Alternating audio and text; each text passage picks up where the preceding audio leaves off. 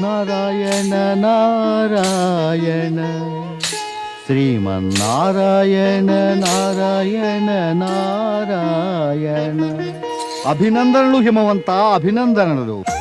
మేము విన్నది మీ కన్య సుందరియే కాక భాగ్యశాలి అని కూడా. భాగ్య నిర్ణయం భవిష్యత్తే చేస్తుంది దేవర్షి. ఆమె జన్మించడమే అద్భుతంగా జరిగింది. సంపూర్ణ వాతావరణంలో దివ్య శోభ వ్యాపించింది. మనస్సు పరవశించింది, తనువు పులకరించింది. అంటే అన్ని దివ్య గుణాలు ఉన్నట్టే. అదేదో తమరే నిర్ణయించాలి. హిమవంత, నేనిప్పుడు ఇక్కడికి నిర్ణయాలు చేయడానికి కాదు, దర్శనార్థినై వచ్చాను. దర్శనార్థమా? ఎవరి దర్శనం? తమరి పుత్రికదే, ఇంకెవరిది? దేవర్షి, తమరి అలవాటు మారలేదు. తమరెప్పుడూ వినోదంగా పరిహాసంగా మాట్లాడతారు. మరి తమరు బ్రహ్మమానస పుత్రులై ఉండి కూడా ఒక నవజాత శిశువు దర్శనం కోరుతున్నారా? ఇది మరీ విడ్డూరంగా ఉన్నదే. నా లెక్కన తమరి దర్శనము ఆశీర్వాదాలతో మాకు శిశువుకు పుణ్యం లభిస్తుంది. ఎందుకు అనర్థం కోరుకుంటారు హిమవంత? తమరి పుత్రికకు నా ఆశీర్వాదమా? నారాయణ నారాయణ. దేవర్షి, తమరు మా శుభం కోరేవారు, మా క్షేమం కోరతారు, మమ్మల్ని అభినందించవచ్చారు. మరి మా పుత్రికను ఆశీర్వదించరా తమరు? ఎవరు క్షేమం కోరుతారో, ఎవరు ఆశీర్వదించడానికి అర్హత కలిగి ఉంటారో దీన్ని నిర్ణయించేది భవిష్యత్తు మాత్రమే. అయితే మీరు నిర్ణయాల మాయాజాలంలో పడ్డారా? నారాయణ నారాయణ. ఈ విషయమే మాయతో నిండినటువంటిది హిమవంత. సరే దేవర్షి, ఇక వచ్చి పాపను ఆశీర్వదించండి. రాజా, నేను ఆశీర్వాదం ఇవ్వటానికి కాదు, పొందటానికి వచ్చాను. తమరికిది తెలియదా? జగతిలో ప్రతి కన్య జగన్మాతకు ప్రతిరూపమే. తమరేం చెప్పినా దేవర్షి, నేను దానికి ఒప్పుకుంటాను. ఒప్పుకుని తమరికి నివేదించేది ఏమిటంటే, పదండి, జగన్మాతను దర్శించండి. సాంప్రదాయం చెప్పేది ఇదే. పదండి, జగన్మాతను దర్శించుకుందాం. రండి.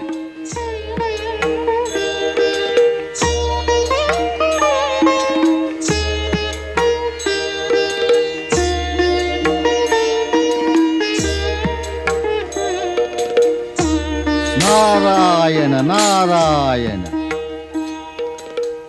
ప్రణామం దేవర్షి, నా నమస్సు స్వీకరించండి. మంగళమస్తు. అయితే మీరు బాలికను ఆశీర్వదించవచ్చారా? లేదు మహారాణి, లేదు, నేను అభినందించడానికి వచ్చాను. అయితే అభినందనలతో ఆశీర్వాదం ఇవ్వండి. నారాయణ నారాయణ. ఎలా చెప్పమంటారు ఈ సత్యాన్ని సుస్పష్టంగా? ఎలాంటి సత్యం దేవర్షి? ఈ జగతిలోని ఆ గొప్ప సత్యం ఇక జరగబోతున్నది. ఆహాహా, ఎంత అందమైన పాప!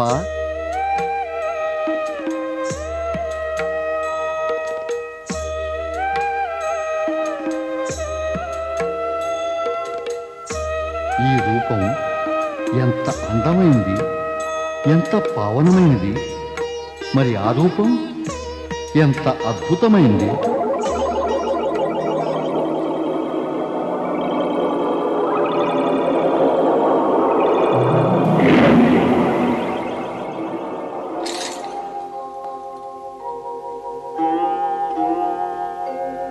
నారదా, నేను శక్తి ఒక రూపాన్నని ఏవో సంకేతాలు నీ నోటి వెంట పదే పదే వినవస్తున్నాయి. కానీ జాగ్రత్త, ఈ రహస్యం చెబితే యోచన ఉద్దేశము రెండింటికి మార్గావరోధం వస్తుంది. హిమవంతుడికి మైనారాణికి ఈ సత్యం తెలియకూడదు. వారిని సామాన్య మాతాపితలుగానే ఉండిపోని. తమ ఆజ్ఞానుసారమే.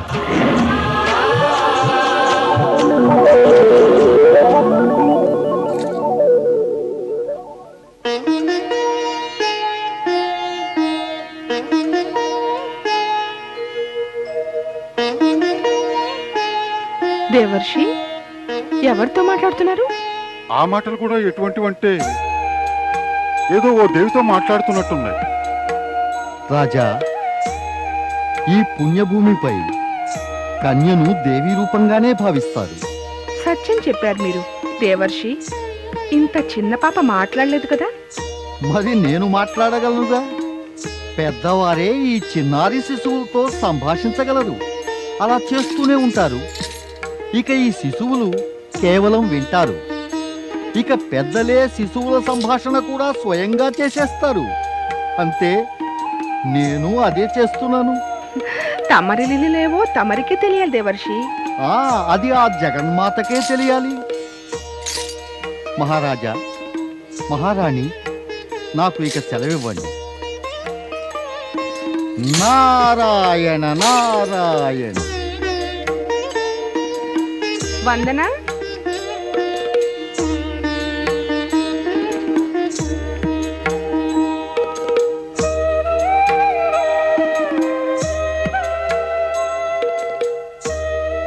ఎంత అందంగా ఉంది పాప.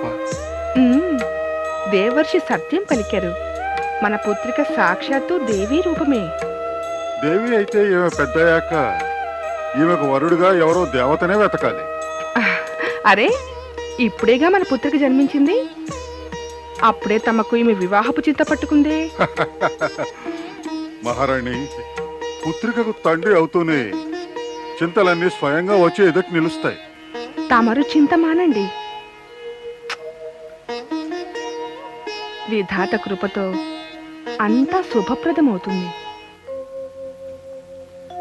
విధాత కృప వల్ల శుభములను కోరినటువంటి మైనారాణి అతి ప్రసన్నురాలైంది.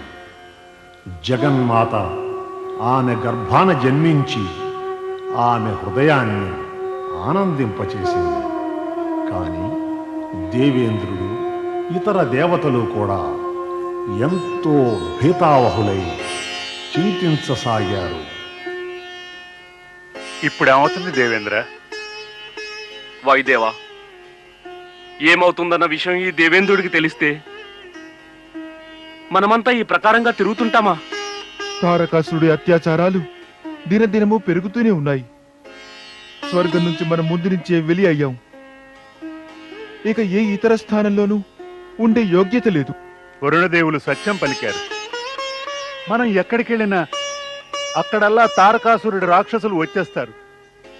మా స్థితి చాలా దీనమైపోయింది దేవా. వాయుదేవుడు చెప్పినదంతా మనం అనుభవిస్తున్నాం. ఇది కాక ఇతర కష్టాలు ఉత్పన్నమయ్యాయి. అవేమిటి వరుణదేవా?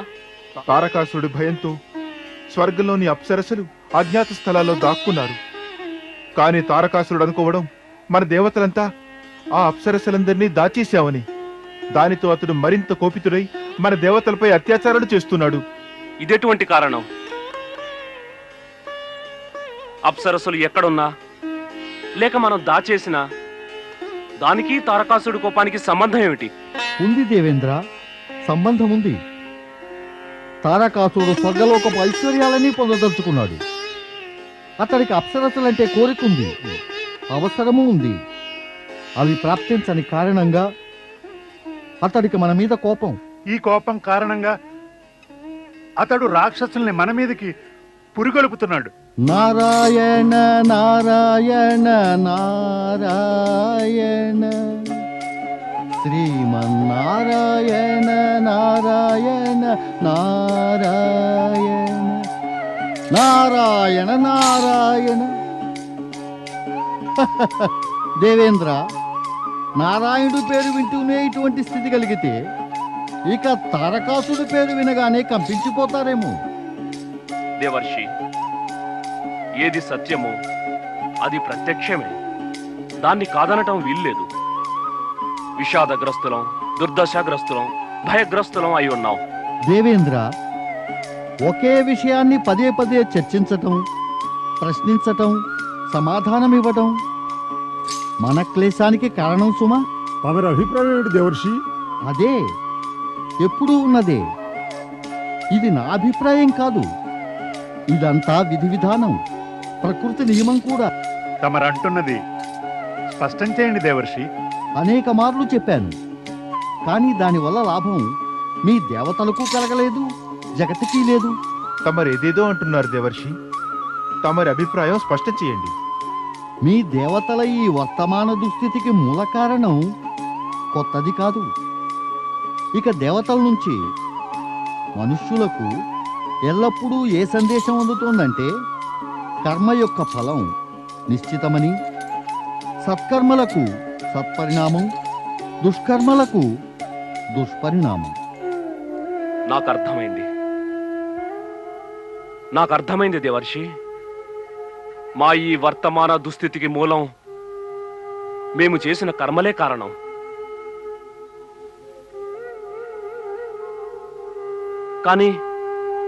కానీ ఈ విషయంలోనైతే నేను నా దోషాన్ని మొదటే ఒప్పుకున్నాను.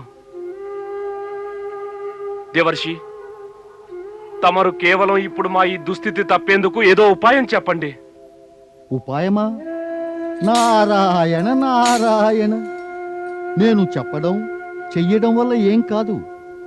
సమస్యకు పరిష్కారం ప్రకృతి ద్వారానే జరిగింది. ఆ? అలాగా? ఎలా జరిగిపోయింది? ఎప్పుడు జరిగిపోయింది? ఎక్కడ జరిగిపోయింది? చెప్పండి దేవర్షి. శాంతి దేవతలారా శాంతి. ఈ విషయం మీ మనసులకు శాంతి కలిగిస్తుంది. నాకిది తెలుసు. ఏ జగన్మాతనైతే మనం నారీ రూపంలో ధరిత్రిపై అవతరించమని ప్రార్థించామో ఆమె అవతరించింది. ఎక్కడ? హిమవంతుని ఇంట మేనారాణి గర్భాన ఆమె పుత్రిక రూపంలో.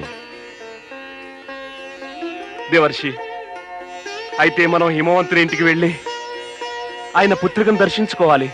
మరి వారిని అభినందించాలి. మనం శీఘ్రం అక్కడికి చేరుకోవాలి. అవును, శక్తిమాత దర్శనానికి ఇక ఆలస్యం ఎందుకు? మీ దేవతలు ఇలా తప్పుల మీద తప్పులు చేస్తూ ఉంటే ఇక ఈ దుస్థితి విపత్తుల నుంచి ముక్తి ఎలా సాధ్యం? ఇప్పుడు ఏమైంది దేవర్షి? మీరందరూ అలా హిమవంతుని వద్దకు అభినందించడానికి వెడితే ఆ తారకాసుడి రాక్షసులు మిమ్మల్ని వెంటాడరా? జగన్మాత అవతరించిన రహస్యం కూడా ఆ రాక్షసులకు తెలుస్తుంది. వారు మీ అందరినీ మరింత హింసిస్తారు. అయితే ఇప్పుడేం చెయ్యాలి? సమయానికై ధైర్యంతో నిరీక్షించండి.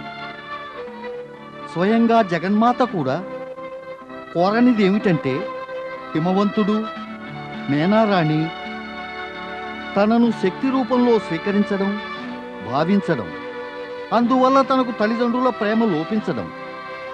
అందుకే ఇప్పుడు ఆమెను దర్శించే కోరికను అణచుకోండి. సమయం రాగానే ఆమె మహత్యం ప్రదర్శితమై స్వయంగా ఆమె సాక్షాత్కరించగలదు. అదే మంచిది దేవర్షి. మేము సమయానికై వేచి ఉంటాం దేవర్షి. సమయానికై వేచి ఉండడం తప్పనిసరి వాయుదేవా. ఇక అదే మంచిది కూడా. నారాయణ నారాయణ. ఆదిశక్తి హిమవంతుని ఇంట పుత్రిక రూపాన జన్మించింది. ఆమె జన్మించిన పిదప శివుని హృదయంలో ఒక విశేష భావన ఉదయించింది. అటువంటి అనురాగ భావన శివుని వంటి విరక్తునికి విరాగికి ఉపయుక్తము రుచికరము అనిపించలేదు. దేవతలంతా తారకాసురుని వధకై శివుణ్ణి అనురాగ భావస్థితికి తీసుకొచ్చే ప్రయత్నం సాగించారు. కానీ దానికి శివశంకరుడు అంగీకరించలేదు. దేవతలంతా శక్తిని నారీ రూపాన అవతరించమని ప్రార్థించగా ఆమె వారి ప్రార్థనకు అంగీకరించింది. ఒక వంక తారకాసుర వధ ద్వారా లోక కళ్యాణ విషయముండగా మరొక వంక ఈ ఉద్దేశ్యం పూర్తి కావటానికి శివుణ్ణి ఉపయోగించటం అవసరమైంది. శివుణ్ణి వైరాగ్య ప్రవృత్తి నుంచి అనురాగ ప్రవృత్తికి మళ్లించడం కూడా అవసరమైంది. లోక కళ్యాణానికి శివుడు తత్పరుడే కాని వైరాగ్య ధోరణి నుంచి విచలితుడై కళ్యాణానికి పూనుకోవటం ఆయన యోగ ధర్మాలకు అడ్డొచ్చింది. ఇట్టి పరిస్థితిలో శివుని లలాటంపై ఒక స్వేద బిందువు పుట్టి అది భూమిపై పడింది.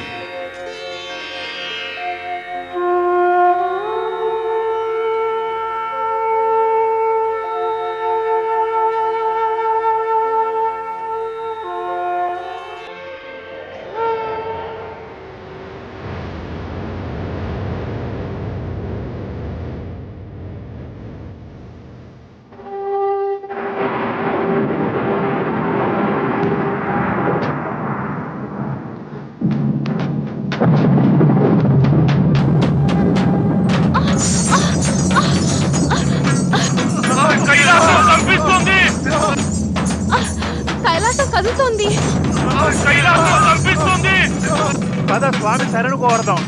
పద త్వరగా.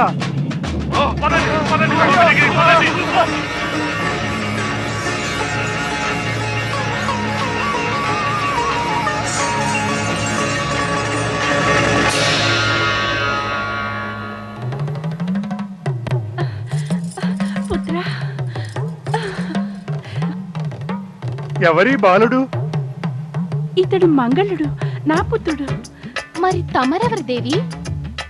అరే, నన్ను నేను పరిచయం చేసుకోవాలా? నేను పృథ్వీని, ధరిత్రిని, మిమ్మల్ని ధరిస్తున్న దానను. మంగళ, నా పుత్ర, నా బాబు.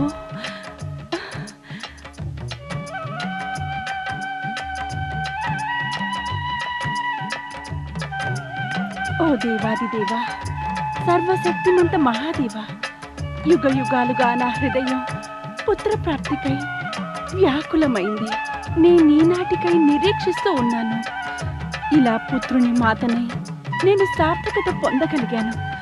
తమరు ఏ పుత్రుని నాకు ప్రదానం చేసి నాకు మహోపకారం చేశారు. సహన శక్తికే ప్రతిమూర్తి ధరణి. నా తేజోబిందువు నుంచి ఉత్పన్నుడి పృథ్వీపుత్రుడు మంగళుడనే పేరుతో ప్రసిద్ధుడవుతాడు. అతని పేరే లోక కళ్యాణానికి కారకమవుతుంది. నాకేమిటి ఆజ్ఞ పరాత్పర? నీవీ శిశువును ప్రేమతో పెంచి పెద్ద చెయ్యి. అది నేను ఎలాగో చేస్తాను పరమేశ్వర. మాతను ఇక మాతృధర్మం నిర్వర్తించాలి. ఇది కాకుండా నాకేమిటి ఆజ్ఞ? సమయం వస్తే అన్నీ స్వయంగా తెలుసుకుంటావు. ఓం నమః శివాయ.